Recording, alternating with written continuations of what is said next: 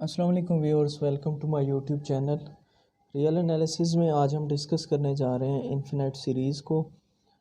इसकी हम टाइप्स भी देखेंगे और इसके ऊपर जो जितने भी टेस्ट वगैरह हैं उन सबको भी डिस्कस करेंगे। कुछ टेस्ट जो है हम इस लेक्चर में डिस्कस करेंगे और बाकी जो टेस्ट हैं इसकी कन्वर्जेंस और डाइवर्जेंस के लिए वो इंशाल्लाह हम नेक्स्ट लेक्चर में डिस्कस करेंगे। आज का जो हमारा टॉपिक है वो इन्फिनाइट सीरीज़ है।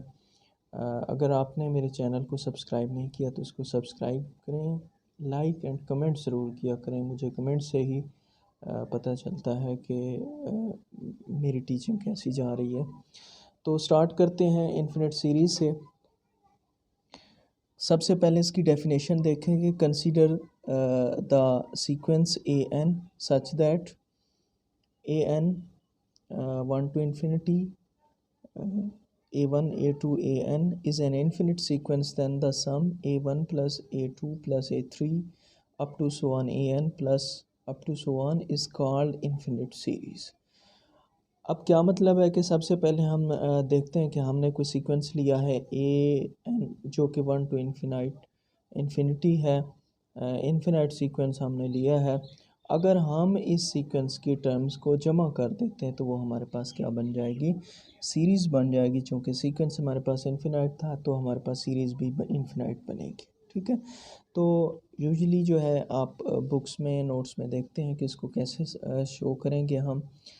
Summation N is equal to 1 to infinity A N, इस तरह से भी, या खाली ए एन के साथ भी लिख सकते हैं या इस तरह भी लिख सकते हैं। और इसको कैसे ज़ाहिर करेंगे, N is equal to 1 to infinity A one plus A two plus A three up to so on up to A N plus up to so on. तो ये डिनोट करेंगे हम अपने पास इन्फिनिट सीरीज़ को। अब इन्फिनिट सीरीज़ को मज़ीद समझने के लिए, उसकी कन्वर्जेंस और डाइवर्जेंस समझने के लिए सबसे पहले हम समझेंगे कि हमारे पास पार्शियल सम क्या होता है। ठीक है, तो पार्शियल का मतलब जैसा कि आपको पता है कि एक पार्शियल पीसेस में बांट देना, पार्ट से निकला है, तो इसका कोई ना कोई इस समझ लें कि सीरीज़ का कोई हिस्सा लेते हैं और उसका हम सम देखते हैं। तो यहाँ पे हम सपोज़ करते हैं कि हमारे पास ए एन जो है वो इन्फिनिट सीरीज़ है और पार्शियल सम को हम डिनोट करते हैं किससे, एस एन से डिनोट कर रहे हैं। और इसको डिफ़ाइन कैसे करते हैं कि एस एन, चूँकि ये हमारे पास फिनाइट होता है, इसलिए x is s N is equal to k is equal to 1 to n। अब लिमिट जो है वो फाइनाइट है। A k is equal to a one plus A two plus A three up to A n. ठीक है, और यहाँ पे आपको पता होना चाहिए कि चूँकि अब हम पार्शियल सम डिस्कस कर रहे हैं तो हमारे पास जो एस वन है वो किसके बराबर होगी, ए वन के। एस टू जो है ए वन प्लस, यानी कि इसको अगर आप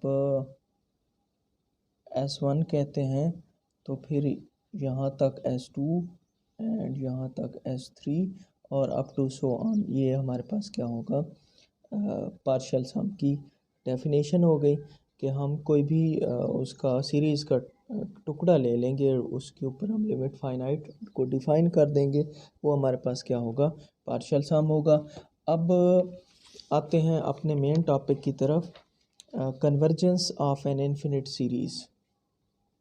ठीक है, कन्वर्जेंस हम डिस्कस करेंगे इन्फिनाइट सीरीज़ की। तो सपोज़ करते हैं कि हमारे पास ए एन जो है वो हमारे पास इन्फिनिट सीरीज़ है, जैसा कि हमने पहले भी सपोज़ किया। और एस एन हम अब कहते हैं कि ये इसका क्या है, पार्शियल सम है। फिर कहता है कि इन्फिनिट सीरीज़ उस वक्त कन्वर्जेंट होगी जब उसका पार्शियल सम जो है वो कन्वर्जेंट होगा। तो यहाँ पे ये कहना चाहता है कि अगर हम ये साबित कर दें कि उसका जो पार्शियल सम एस एन है अगर वो कन्वर्जेंट आ जाता है तो फिर हम कह देते हैं कि वो पूरी की पूरी सीरीज़ क्या है, कन्वर्जेंट है। यानी कि एक पूरी सीरीज़, इनफाइनाइट सीरीज़ जो है वो कन्वर्जेंट तभी होती है अगर हम उसका कोई पार्शियल सम लें और उसको हम साबित कर दें कि वो क्या है, कन्वर्जेंट है। तो इसकी एग्जांपल देखते हैं। हमारे पास एक इनफिनिट सीरीज़ दी गई है, a N is equal to summation N is equal to 1 to infinity 1/2n minus 1/2n plus 1। तो आप लोग देखें कि हमने पीछे पढ़ा है अभी डेफिनेशन कन्वर्जेंस की, कि किसी भी सीरीज़ को अगर हमने कन्वर्जेंट प्रूव करना है तो हम उसका पार्शियल सम लेंगे। अगर उसका पार्शियल सम जो है हमारे पास कन्वर्जेंट आ जाता है तो वो सीरीज़ क्या होगी, कन्वर्जेंट होगी। तो हम सपोज़ यहाँ पे करेंगे कि हमारे पास जो पार्शियल सम क्या है, लेट एस एन हम पार्शियल सम लेंगे और इसकी लिमिट कहाँ से, K is equal to 1 to N 1/2k minus 1/2k plus 1। ठीक है, ये हमारे पास क्या आ गया, एक हमने पार्शियल सम लिया है, हम इसको प्रूव करेंगे। यहाँ पे हम क्या करेंगे कि के की वैल्यू रिप्लेस करते जाते हैं। पहले के को 1 रखेंगे, फिर 2, फिर 3, फिर अप टू 1 n तक, और देखते हैं कि ये क्या बनता है। यहाँ पे अगर के की वैल्यू 1 रखें तो क्या बनेगा, 1 माइनस 2 माइनस 1/2 प्लस, इसी तरह अगर के की वैल्यू 2 रखी जाए तो 2 स्क्वायर माइनस 1/2 क्यूब। अगर इसी तरह अगर के की वैल्यू 3 रखी जाए तो 1/2 cube minus 1/2 4।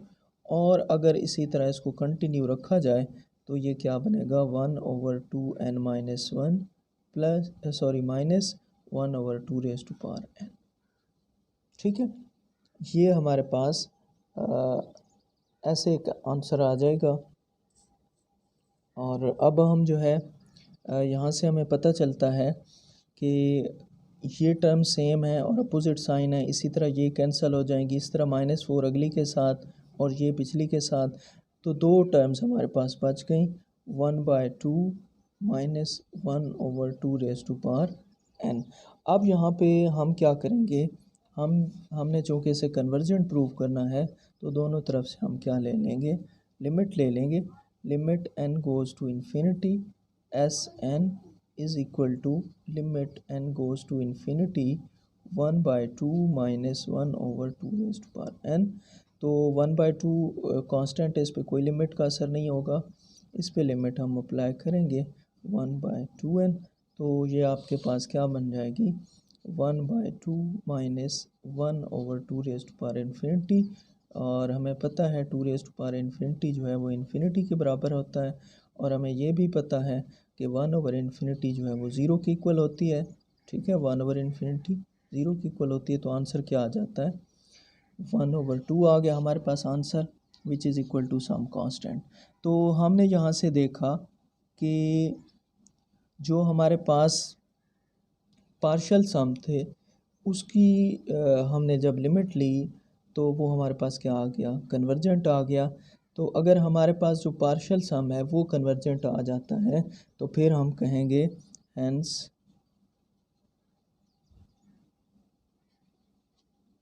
Given series is convergent. तो फिर इससे हमें पता चल गया कि जो सीरीज़ हमें दी हुई थी ये वाली सीरीज़, ये क्या होगी, कन्वर्जेंट होगी। तो सेम आपने यही प्रोसेस करना है कि जब भी आपको इनफाइनाइट सीरीज़ दी जाए उसका कन्वर्जेंस चेक करना हो या डाइवर्जेंस चेक करना हो तो आप क्या करेंगे, पार्शियल सम को लेंगे और उसी के ऊपर ही हम उसको उसका डिसीजन ले सकते हैं कि आइदर ये कन्वर्जेंट है या डाइवर्जेंट है। अब नेक्स्ट में हम डिस्कस करेंगे, एक थ्योरम है हमारे पास कि consider infinite series A N is convergent then prove that limit N goes to infinity A N is equal to 0। इसको nth टर्म टेस्ट भी कहा जाता है कि कोई भी सीरीज़ हमारे पास अगर कन्वर्जेंट है तो फिर जो लिमिट हम उसकी nth टर्म पे लेंगे उसका आंसर क्या आएगा, 0 आएगा। तो यहाँ पे गिवन है एज गिवन जो हमारे पास इन्फिनिट सीरीज़ है इज़ कन्वर्जेंट, ये कन्वर्जेंट है। अगर ये कन्वर्जेंट है तो फिर हमें पता है कि जो इसका पार्शियल सम होगा वो भी क्या होगा, कन्वर्जेंट होगा। Then its partial sum is convergent, इसका पार्शियल सम क्या होगा, कन्वर्जेंट होगा। यानी कि हम इसको ऐसे लिख सकते हैं कि जो हमारे पास लिमिट होगी n to infinity S N वो किसकी इक्वल होगी, एल की इक्वल होगी। ये चीज़ हमने अभी अभी प्रूव की है। अब सपोज़ करते हैं कि एस एन जो है हमारे पास एक nth टर्म का पार्शियल सम है, तो इसको हम ऐसे लिख सकते हैं A1 plus A2 plus A3 up to so on plus AN-1 plus AN, ठीक है। और अगर मैं इससे एक टर्म कम ले लूँ, पिछली टर्म देखूँ, तो वो क्या होगी, A2 A3 up to so on, और ये आएगा सिर्फ AN तक, AN-1 तक, ठीक है। अब ज़रा मैं इनका लेता हूँ डिफरेंस, तो क्या होगा मेरे पास, SN minus SN-1 is equal to, देखें जब हम इसको माइनस करेंगे तो आपको पता है कि ये सारे के सारे यहाँ तक कैंसिल हो जाएंगे, बाकी क्या बचेगा, EN बचेगा। अब जो है दोनों तरफ से लिमिट अप्लाई करते हैं, n goes to infinity, AN is equal to limit n goes to infinity, SN के ऊपर अलहदा लिमिट, और limit n goes to infinity SN-1 के ऊपर अलहदा से। तो यहाँ पे limit n goes to infinity SN, इसका आंसर हमारे पास क्या होगा, कोई भी कांस्टेंट L आएगा, और इसका आंसर भी कोई भी कांस्टेंट L आएगा। ये इससे फ़र्क नहीं पड़ता, क्योंकि हमारा जो है इसको इन्फिनिट सीरीज़ है, और हमारा जो पार्शियल सम है वो L को अप्रोच कर रहा है, तो यहाँ पे आंसर क्या आ जाता है, इसका 0 आ जाता है, ठीक है। तो ये हमने प्रूव कर दिया कि हमारे पास जो लिमिट है AN वो 0 के इक्वल है, अगर हमारे पास जो सीरीज़ है वो क्या हो, कन्वर्जेंट हो। अब यहाँ पे एक बहुत ही अहम बात जो आपने नोट करनी है, इसका आप लोग जो है कन्वर्स समझ लें, ठीक ठीक है।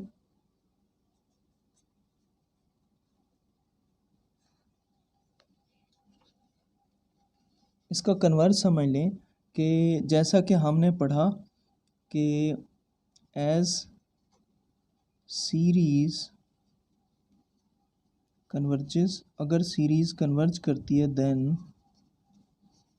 Limit n goes to infinity AN जो है वो 0 के इक्वल है, ठीक है। ये चीज़ हमने पढ़ी है। लेकिन अगर limit n goes to infinity AN is equal to 0, अगर ऐसा आ जाए then we can't say series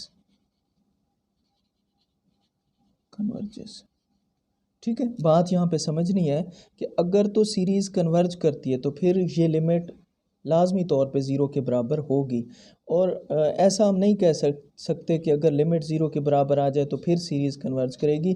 इसकी काउंटर एग्जांपल मैं आपको देता हूँ। जैसा कि हमें पता है कि हमारे पास एक लिमिट हम बहुत ज़्यादा उसके अंदर रियल एनालिसिस में लेते रहते हैं, 1 टू इन्फिनिटी 1/n, और अगर इसको अप्लाई करते हैं इसका आंसर क्या होता है, 0 होता है, ठीक है। इसे मैं ऐसे भी लिख सकता हूँ, limit n goes to infinity an जो है हमारा 1/n है, इसका आंसर 0 है। लेकिन जो हमारे पास सीरीज़ है n is equal to 1 to infinity 1/n is not convergent, ये हमारे पास कन्वर्जेंट नहीं है। और क्यों नहीं है convergent, by P series test, P series test की वजह से ये हमारे पास कन्वर्जेंट नहीं है, ये हमारे पास क्या है, डाइवर्जेंट है। तो यहाँ से हमने ये देखा कि अगर हमारे पास लिमिट 0 आ जाती है तो उसका हरगिज़ ये मतलब नहीं है कि वो जो सीरीज़ है वो क्या होगी, कन्वर्जेंट होगी। हाँ, अगर सीरीज़ कन्वर्जेंट है तो फिर ये लाजमी है कि ये चीज़ जो है वो 0 होगी। अब लास्ट एंड फाइनल जो है हम काशी क्राइटेरियन,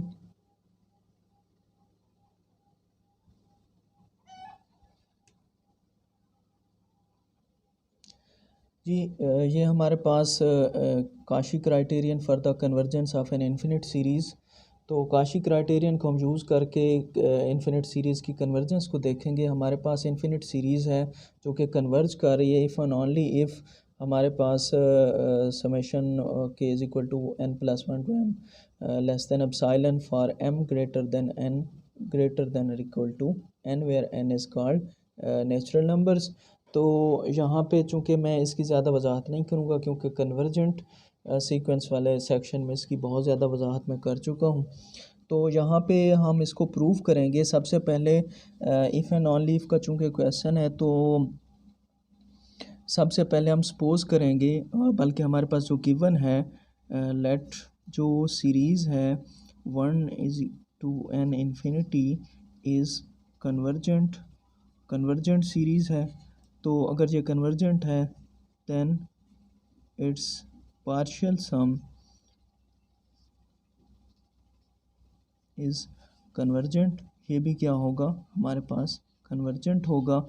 अगर इसका पार्शियल सम हमारे पास कन्वर्जेंट है तो फिर हम उसको लिख सकते हैं s N is equal to k is equal to 1 to n a के। ठीक है, जैसा कि हमने स्टार्ट में पढ़ा, पार्शियल सम की डेफिनेशन में भी हमने इस चीज़ को देखा है। अब हमें पता है कि काशी क्राइटेरियन जो सीक्वेंस के लिए था, काशी क्राइटेरियन फॉर सीक्वेंस या कन्वर्जेंस ऑफ द सीक्वेंस के लिए हमारे पास क्या था कि S M minus S N mod less than epsilon. अब यहाँ पे देखें कि m हमारे पास ग्रेटर है n से और वो ग्रेटर है equal to n natural number के। तो यहाँ पे देखें अगर इसको यूज़ करें हम लोग तो इसे मैं क्या लिख सकता हूँ, m is equal to k is equal to 1 to m am minus k is equal to 1 to n an less than epsilon. ठीक है, ऐसे हम लिखेंगे। अब ज़रा हम इसको ओपन करेंगे और आपने इसे गौर से देखना है। ओपन करेंगे a1 plus a2 plus a3 up to so on an plus an plus 1। चूँकि देखें ना m ज़्यादा है n से, तो n वाले भी सारे इसके अंदर आ जाएंगे और ये अप्रोच करेगा किसको, am को। अब माइनस दूसरी टर्म हम लेते हैं और वो an वाली है a1 plus a2 plus a3 up to so on an, और ये सारे का सारा लेस देन है किससे, एप्सिलॉन से। अब यहाँ पे देखें कि यहाँ से यहाँ तक और ये सारे का सारा सेम है, ये पॉजिटिव है, ये सारा नेगेटिव है, तो ये सारा क्या एक दूसरे को कैंसिल कर देगा। तो हमारे पास क्या बचेगा, an plus 1 plus an plus 2 plus an plus 3 plus up to so on am less than epsilon. और इसको अगर हम बैक उसी शक्ल में लेके जाएं तो हमारे पास क्या बनेगा, summation k is equal to n plus 1 to m a k, और ये लेस है किससे, एप्सिलॉन से। और देखें यही चीज़ हमने प्रूफ करनी थी कि हमारे पास जो समेशन है n प्लस 1 टू m ये लेस देन आना चाहिए एप्सिलॉन के। ठीक है, ये चीज़ प्रूफ होगी वेयर, यहाँ पे आप लिख भी सकते हैं दोबारा से, m greater then small n which is greater और इक्वल टू कैपिटल N। अब ये एक साइड तो हो गई, अब इसकी हमने जो है वो दूसरी साइड करनी है और उसको जैसा कि हम बोलते हैं कन्वर्स करेंगे। और कन्वर्स में जो है जो चीज़ प्रूफ हम कर चुके हैं उसको सपोज करेंगे, और सपोज हम क्या करेंगे, suppose k is equal to n plus 1 to m a k less than epsilon. अब ये चीज़ हमने सपोज की है और हमने प्रूफ क्या करना है कि हमारे पास जो सीरीज़ है वो क्या है, कन्वर्जेंट है। तो इसको बिल्कुल वैसे ही लिखेंगे जिस तरह हमने इसको पीछे प्रूफ किया है। इसको तोड़ के भी आप लिख सकते हैं an प्लस 1 an प्लस 2 और ये इस तरह चलता चलता इसको मैं क्या लिख सकता हूँ, A M less than epsilon. और फिर जो है वो बैक प्रोसेस करेंगे, जो प्रोसेस हम करके आए के वही बैक प्रोसेस करेंगे। और इस तरह चलते चलते जो है हम कहाँ पे पहुँच जाएंगे, जहाँ से हम स्टार्ट किया था, S M minus S N less than epsilon. और ये जो है डेफिनेशन है किसकी, काशी कन्वर्जेंस की। ठीक है, काशी थ्योरम फॉर कन्वर्जेंस, या आप डेफिनेशन भी देख लें, ये किसकी डेफिनेशन है, काशी क्राइटेरियन है कन्वर्जेंस के लिए। तो यहाँ से हम कह सकते हैं कि जो हमारा पार्शियल सम है वो क्या है, partial sum S N is convergent. ये अगर हमारे पास क्या आ गया, कन्वर्जेंट आ गया। अगर पार्शियल सम कन्वर्जेंट आ गया तो इसका मतलब है series N is equal to 1 to infinity A N is convergent. तो ये हमारे पास क्या था, ये हमारे पास था Cauchy criterion for the convergence. अब एक हमारे पास होता है, इसको भी मैं ऐसे डिफाइन कर दूं, पी टेस्ट, कि हमारे पास अगर